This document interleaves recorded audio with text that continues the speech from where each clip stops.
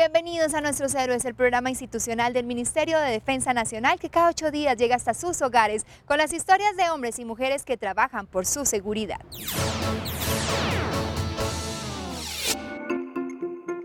Nuestros héroes en el Bicentenario.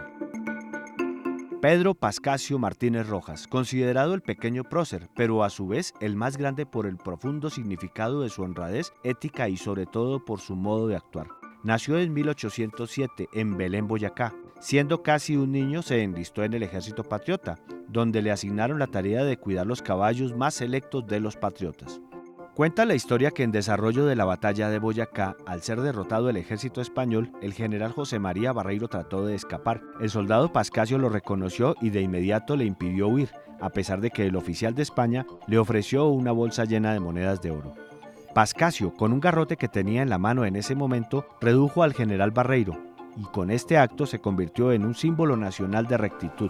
Para el capítulo de hoy, Bicentenario de la Independencia, es el héroe por excelencia, el prohombre cuyo ejemplo los colombianos estamos obligados a seguir en todos los actos de nuestra vida. La historia de Pedro Pascasio Martínez sin duda alguna es una gran historia para Colombia, una gran lección de moral, de ética y de buenas costumbres.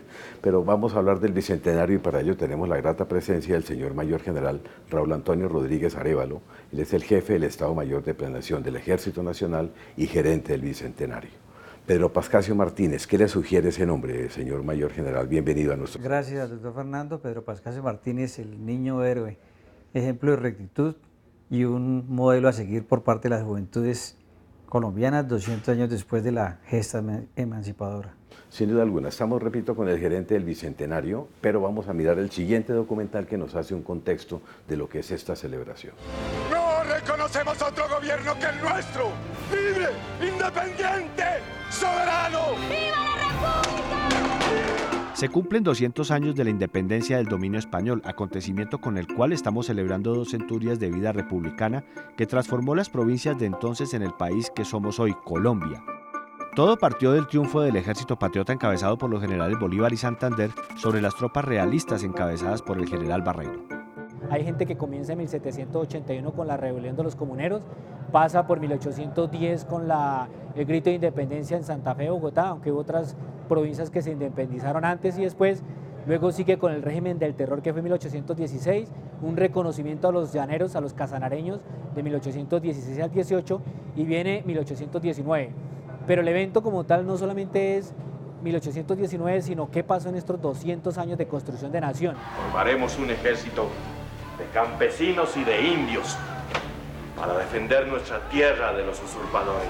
Hay quienes piensan que la independencia realmente se logró el 24 de julio de 1823, cuando el almirante José Prudencio Padilla triunfó en la batalla naval de Maracaibo, ya que los militares españoles que venían en sus naves no pudieron tomarse de nuevo el territorio. Yo quiero ser ciudadano, para ser libre y para que todos lo sean.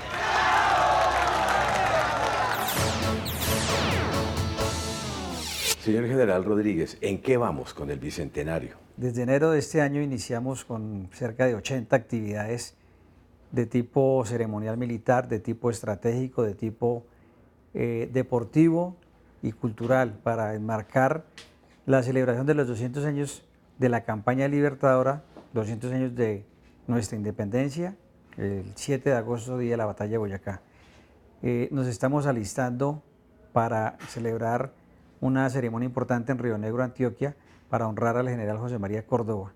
Esa ceremonia tiene una característica también, honrar a todos los oficiales que han pasado por el Ejército Nacional en 200 años. ¿Por qué para usted, en su sentir, señor Mayor General Rodríguez, es importante el Bicentenario?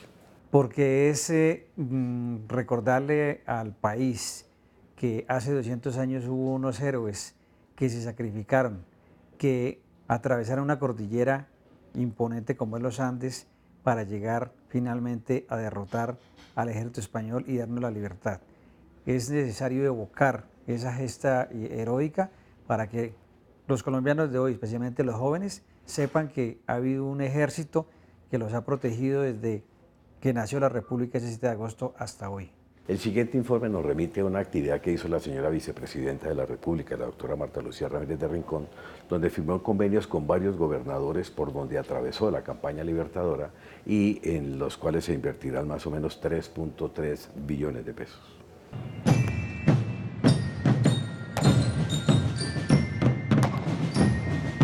La celebración del Bicentenario va más allá de la conmemoración del acontecimiento histórico.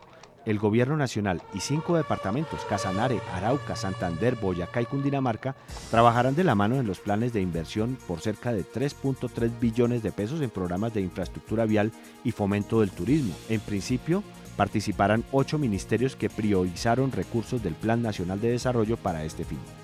Lo que hemos hecho con nuestros gobernadores es justamente firmar un pacto mirando hacia el futuro, construyendo entre todos, aportando entre todos. Este es un pacto que tiene sin duda un sentido trascendente, es un pacto para el futuro y es un pacto en donde el aporte del gobierno nacional por 2.3 billones de pesos, los aportes de cada uno de los gobernadores por algo más de 1 billón de pesos, nos han permitido realmente llevar a cabo una serie de obras que han quedado priorizadas y que tienen todas ellas una gran importancia. El Gobierno Nacional buscará motivar a los colombianos mediante el turismo a visitar los sitios históricos, así como los senderos que se construirán a lo largo de la Ruta Libertadora.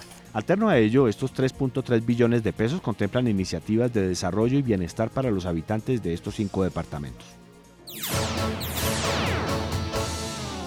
Hablemos un poco de la evolución del ejército, ahora que menciona usted los 209 años, señor Mayor General Rodríguez Arévalo. ¿Cómo ha sido esa evolución? ¿Cómo la ha sentido usted? El ejército, como mencionamos anteriormente, nació días después del grito de independencia, a través de unas milicias que organizaron los criollos para garantizar su independencia del yugo español. Y se fortaleció unos años después con la batalla del Puente Boyacá, ya un ejército organizado por Santander en su tema logístico y en la parte militar por el Libertador Simón Bolívar.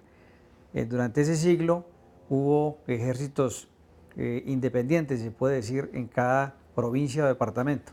El siguiente video, señor General Rodríguez, señores televidentes, nos dice un poco lo que ha sido la evolución histórica de nuestro Ejército Nacional. El Bolívar, nuestro común esfuerzo ha consolidado la victoria. El punto de partida de la evolución del Ejército Nacional parte de los campesinos de diferentes culturas y razas precariamente dotados para enfrentar al enemigo, quienes salieron triunfantes el 7 de agosto de 1819, así como todas las demás batallas que libraron durante la gesta libertadora. La evolución de nuestra institución militar y en especial del ejército ha sido compleja y significativa a la vez. Como usted lo decía, un ejército que venía de esa pobreza, venía de pronto de una doctrina muy pobre, pero que el 7 de agosto de 1819 le enseñó que podía proyectarse, podía seguir adelante. Ha sido una evolución que se ha visto inmersa en muchos conflictos. Entonces, a mediados del siglo XIX vivimos 9 guerras civiles, ¿sí? 9 guerras civiles que nos marcaron y nos dejaron una enseñanza de que la institución militar debe ser aparte de los temas políticos y la institución militar debe ser una institución militar para los colombianos, para la protección de una nación. Entonces, esas guerras civiles que se dieron le permitieron a la institución militar evolucionar, aprender sus errores y así poder, digamos, proyectarse a futuro. El siglo pasado las fuerzas militares tuvieron sus primeros retos, no solo enfrentar conflictos internacionales, también afrontar los retos del conflicto interno desatado por las organizaciones guerrilleras. Un momento trascendente que se vio por primera vez en la unidad de la Fuerza Aérea, la Armada y también el Ejército fue la Guerra del Perú para conservar el dominio colombiano del trapecio amazónico tal como lo conocemos en el día de hoy. El Ejército ha participado en 2 guerras, el conflicto colombo-peruano en 1932 que le enseñó a las fuerzas militares, le permitió a las fuerzas militares, en especial el ejército, modernizarse, modernizar su tropa, modernizar su armamento, modernizar sus carros y le enseñó al ejército el concepto de la frontera. Viene la guerra de Corea que también dejó un legado importante, porque aquellos hombres que participaron en esa guerra de Corea trajeron esas enseñanzas y las aplicaron en las fuerzas militares y en especial en el ejército. Hoy contamos con unas fuerzas militares que derrotaron a las guerrillas, que son ejemplo de eficiencia ante el mundo y que brindan la posibilidad a integrantes de otros países de venir a capacitarse, dada la extraordinaria experiencia que nuestros cuerpos castrenses han adquirido con el transcurrir de la historia y que cuentan con unas capacidades admiradas por ejércitos de otras naciones. Vamos a un corte, pero ya regresamos con Nuestros Héroes, el programa institucional del Ministerio de Defensa Nacional.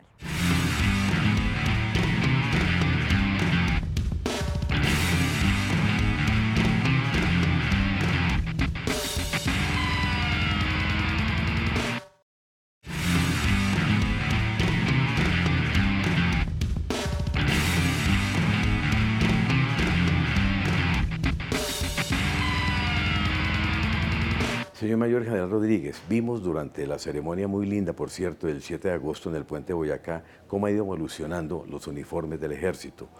¿Qué percepción tiene usted? ¿Cómo ha sido esa evolución? Bueno, nosotros quisimos en esta ceremonia tan importante y tan histórica hacer una alegoría precisamente a la evolución de nuestro ejército. Los primeros uniformes, digamos que el más representativo es el de los lanceros, que venían de los llanos ardientes de Arauca y Casanare, personas en cotiza o su mayoría con los pies pelados, con sombrero y con una lanza. El ejército de Bolívar pues era pobre y se vistió en Socha con equipamiento que le dio la población civil. Una vez consolidada la batalla de Boyacá y cuando el ejército entró a Bogotá, a Santa Fe de Bogotá, tomamos unos uniformes que son la representación de la Guardia del Libertador, que hoy en día utilizan nuestros soldados del Guardia Presidencial cuando le rinden honores al primer mandatario. Esos uniformes fueron evolucionando, como lo mencioné anteriormente, cuando tuvimos la reforma militar, nuestros uniformes fueron tipo prusiano, producto de la influencia que habían ejercido los prusianos sobre Chile. Fuimos avanzando, tuvimos uniformes americanos y actualmente tenemos este uniforme que es, digamos, marca nacional. Este pixelado es único en el mundo, que representa la dignidad y la sangre camuflada que corre por nuestras venas. Esa narración que nos acaba de hacer el señor General Rodríguez, vamos a verla ahora en el siguiente informe.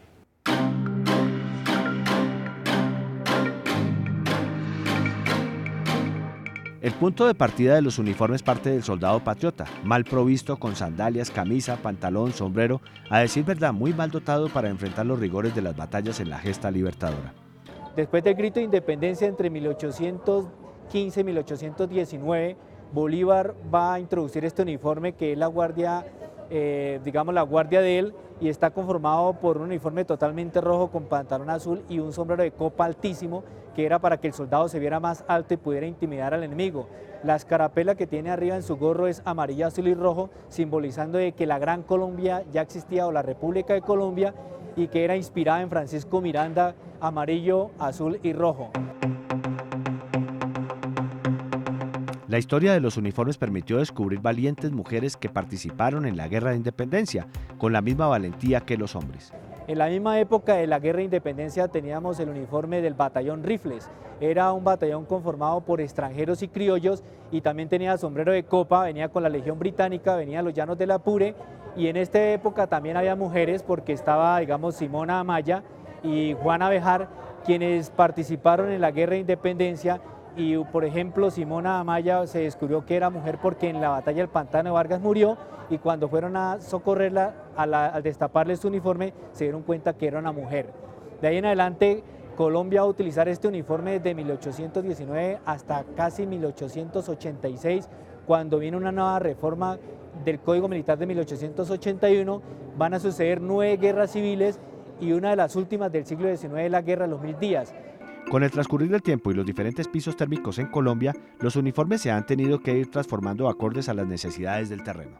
Nosotros utilizamos en esta época de crisis económica para la tierra caliente este tipo de uniforme con alpargatas, digamos un pantalón a media rodilla y una camisa blanca para el calor con un sombrero de paja.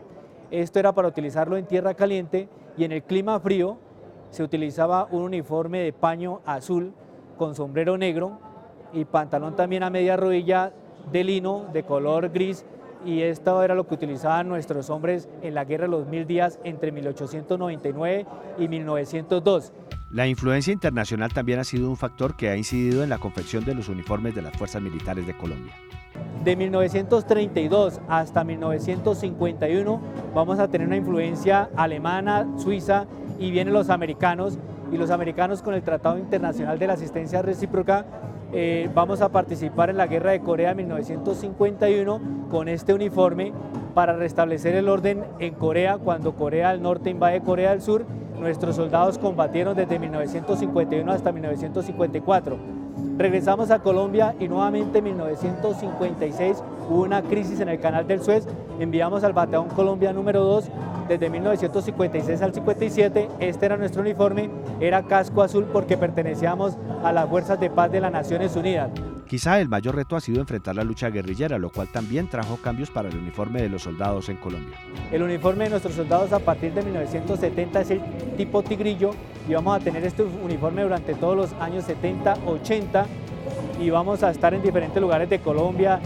Entramos a Casa Verde y en esa transición, entrando a los años 90 con la nueva constitución, pues va a aparecer el tipo americano, uniforme tipo americano, que este uniforme camuflado que es de tradición americana lo vamos a utilizar desde el 94 hasta el 2004, que llega el camuflado tipo pixelado, que es el que tenemos actualmente. Este es el ejército del presente, el ejército de la democracia, un ejército que sigue avanzando por Colombia. Hablemos ahora de los símbolos patrios, señor General Rodríguez. Son parte de la identidad de una nación, los nuestros, el escudo, el himno nacional. Para el soldado, estos símbolos son lo más importante. Tanto que todos los días a las 7 de la mañana y a las 6 de la tarde, en una ceremonia especial, en todos los batallones del ejército se iza nuestro pabellón. La bandera es lo más sagrado que tenemos.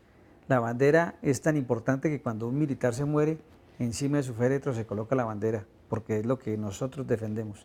El himno nacional lo cantamos con mucho patriotismo porque refleja en su poema, porque es un poema, toda la lucha que libraron nuestros antepasados por darnos la libertad. Y el escudo pues también es parte esencial, nosotros lo tenemos en nuestro gorro que va en la cabeza, de tal manera que esos símbolos patrios son un referente importante para nosotros los soldados. Y pues hago un llamado, aprovechando este programa, para que la juventud rescate esos valores y esos principios patrióticos de urbanidad y civismo. Cuando se celebra una fiesta patria, debemos engalanar nuestra casa con la bandera nacional. Cuando se toque el himno nacional, debemos colocarnos de pie por respeto, porque es la nación, es la patria misma. Ahora sí, vamos a ver el informe sobre la evolución de los símbolos patrios.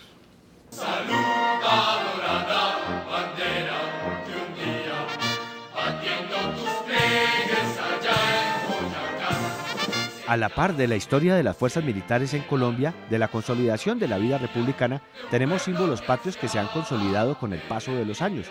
Comenzamos con la bandera nacional en sus orígenes. La bandera, conocemos hoy como bandera nacional, tiene su origen en el año 1797.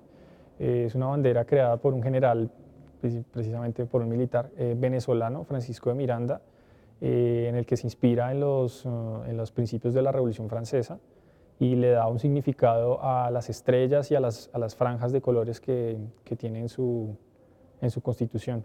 Es una de las primeras banderas, o una de las que se toma como la primera bandera que representa los territorios que en esa época uno no podía hablar de Colombia todavía.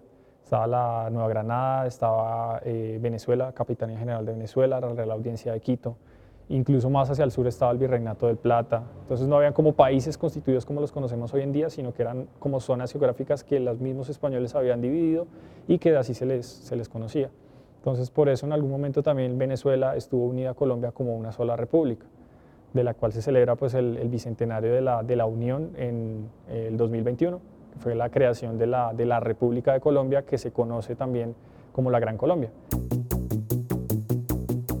También tenemos la historia de nuestro escudo nacional, el cual conserva parte de esa simbología que siempre lo ha caracterizado.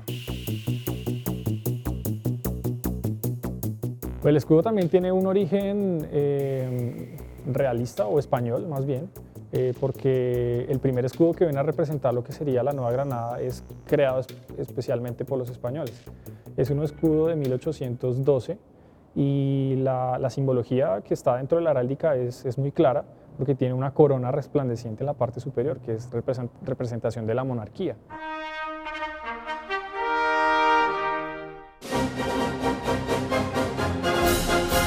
Nuestro himno también tiene su historia. La letra está compuesta por un coro y 12 estrofas, escrita por el presidente Rafael Núñez originalmente como una oda para celebrar la independencia de Cartagena.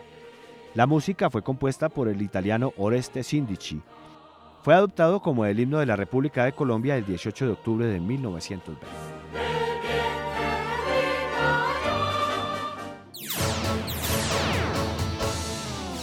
Vamos a hacer una pausa y ya regresamos con Nuestros Héroes, el programa institucional del Ministerio de Defensa Nacional.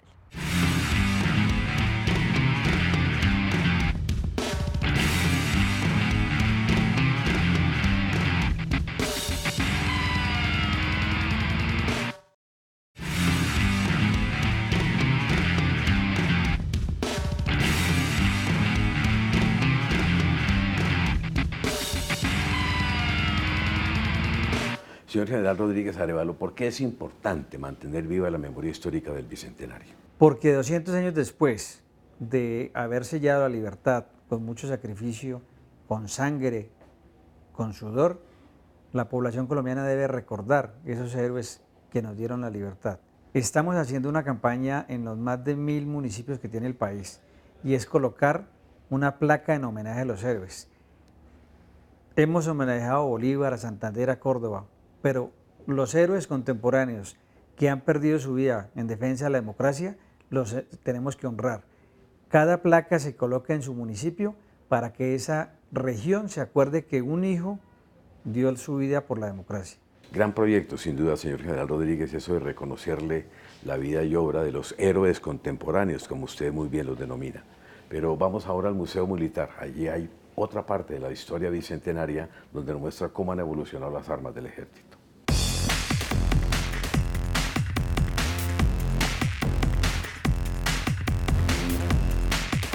La necesidad de visibilizar permanentemente la trayectoria de todas nuestras fuerzas militares llevó a la creación del Museo Militar, un lugar extraordinario para la remembranza, para visitar en familia, para conocer los héroes que a lo largo de la historia ha tenido nuestro país. El Museo Militar, sus instalaciones, tienen como origen lo que fuera alguna vez la casa de Antonio Ricaurte, a quien se le rememora en la última estrofa del himno nacional, donde dice: Ricaurte en San Mateo en átomos volando, de ver antes que vida, con llamas se escribió. De acá, de este lugar, es donde parte Antonio Ricaurte hacia Aragua, Venezuela. Dentro de los elementos que tenemos de la casa hay una piedra, una placa original que tiene una fecha de 1736. Entonces, pues esto nos llevaría a entender que, bueno, las instalaciones tienen muchos años. Sin embargo, el Museo Militar aquí, en este punto, empieza a funcionar desde 1982. Es una forma fascinante de conocer en detalle cómo nacieron la Armada, la Fuerza Aérea, cómo ha sido la participación de las fuerzas militares en conflictos bélicos a nivel de nuestro país y también en guerras que han tenido incidencia a nivel internacional. En nuestras 9 salas, 3 salas son temáticas, que son la historia del Ejército, de la Armada Nacional y de la Fuerza Aérea Colombiana. Sin embargo, en este viaje, el visitante va a ingresar por una sala, que es la sala de la memoria, donde se le dice: hey, debajo del uniforme hay un humano también. La entrada es libre para todas las personas que deseen visitarlo en sus horarios de atención al público. A los menores de edad solamente se les exige ir acompañados de una persona que acredite su mayoría de edad. Está ubicado en la calle 10ª con carrera 4ª esquina, en el sector de la Candelaria.